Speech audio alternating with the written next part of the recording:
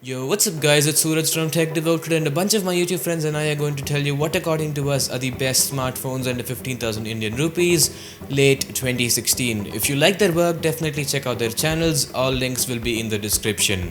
But without wasting any more time, let's jump right into the video. My pick is the Xiaomi Redmi 3S. It's priced at 7,000 Indian rupees and it's one of the cheapest smartphones that you can get right now. For starters, it has a unimetal body which feels really good in the hand and gives you that premium feeling that a few years ago was only exclusive to the more expensive smartphones. Under the hood, it's got a Snapdragon 430 chipset alongside 2GB of RAM, and whilst the Snapdragon 430 may not be as powerful as the Snapdragon 600s, it's definitely not underpowered. It can handle just about anything you throw at it without breaking a sweat. It's got a relatively compact 5-inch 720p display, and as an icing on the cake, it's got a whopping 4100 mAh battery, which no matter how hard you go at it, it will last you through an entire day of use, and screen on times on it are seriously impressive. 7 to 8 hours to be specific. The cameras that it has are the best in class and it's just an overall incredible phone for the price. And yes, it is VoLTE enabled. What's going on guys, this is your favorite tech savvy Ritvik Bharadwaj here and my pick is the Xiaomi Redmi Note 3. This device comes with two variants, the one with 2GB RAM and 3GB RAM. So both differs from 16GB internal memory and 32GB internal memory, and the pricing differs just from 2000 rupees. Let's start it from the design. This has a unibody full metallic design which is beautiful in hands. Yes, it's customizable by covers. I just prefer the sandstone cover. I'll try to link it in the description, you can just purchase it. The things which I love in this device is its performance. It's just good at multitasking and you can just play any game you want to with high graphic games or any game you can play, and the battery life which supports it is incredible. You can get an 8 hours of screen on time, which I've never seen in any other smartphones with this budget. This has a fingerprint scanner which is very fast and has never disappointed me. This also has a good display which is really useful to watch movies, my tips and tricks tutorials and all those stuff in outdoor conditions too. And before you ask, this supports Volt E2 for the Geo lovers. So as I tell, every smartphone has a bad side, as this too has. The camera seems to be performing good at natural lighting or in the daytimes, but it is not the same in artificial or low light conditions. So that's the only weaker point, but if you are trying to consider a camera phone, I would just prefer the last device which is in this episode. That's it for my part. Hey everyone, you're Random Geeky and I heard you've been looking for a smartphone under the 15,000 rupees price range. Well, today I'm here to show you my favorite choice.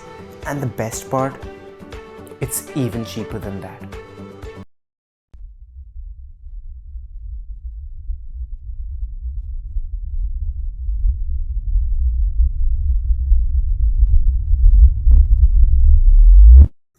Now my smartphone choice under 15,000 rupees is the LE2 from Lenovo.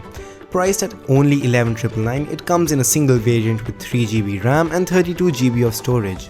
For this price, you get more than you ask for, like a 5.5-inch Full HD display with bright and vivid colors, a decent fingerprint reader on the back, a Qualcomm Snapdragon 652 processor for smooth and snappy performance, and finally, a 16-megapixel primary camera with an 8-megapixel selfie camera which, although not the best in low light, perform more than decent in well-lit situations. Although, do keep in mind that despite the phone having a 3000 mAh battery, the hardware is power hungry and you might be able to just about get a day of usage out of it. Also, the phone does not have a headphone jack and you will either have to use the CDLA USB Type-C headphones, go the Bluetooth way, or use the provided adapter for USB Type-C to 3.5mm. Not forgetting how much this phone costs, it does perform brilliantly and should be considered by anyone looking for a phone under 15,000. Hi there guys, this is Nikhil from Greedy Tech and I would like to suggest you Lenovo Vibe K5 Note. Now this phone is the most general phone in the list. I mean a well-rounded phone with all the basic stuff. It comes with Helios P10 processor, 5.5-inch Full HD display with 32GB internal storage, in 3GB and 4GB RAM variants. We recently got voice over LTE support, so you can use Geo network without any problem. We have decently large 3500 mAh battery that can last you a day and a half of usage. If you play a lot of games or if you are looking for performance, you can definitely skip this phone. But if you are a regular user who wants the best audio experience, good cameras and good battery life, this is the best choice for you.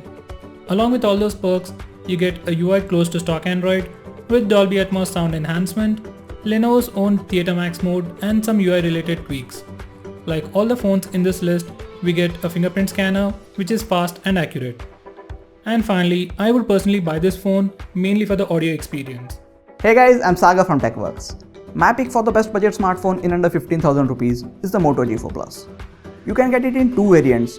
The 16GB storage option coupled with 2GB of RAM is available at 13,499 rupees, and the one with 32GB of built-in storage and 3GB of RAM is priced at 14,999 rupees.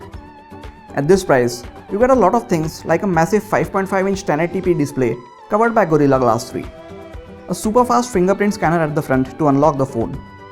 You get a microSD card slot to further expand the storage of your phone, and you also get a huge 3000 mAh battery that will easily last you throughout the day. And finally, the star feature of this phone is its rear-facing 16-megapixel camera, which can take amazing images and videos. With the Snapdragon 617 processor, Adreno 405 GPU, and 2 or 3GB of RAM, this phone can run any app that you can throw at it very smoothly.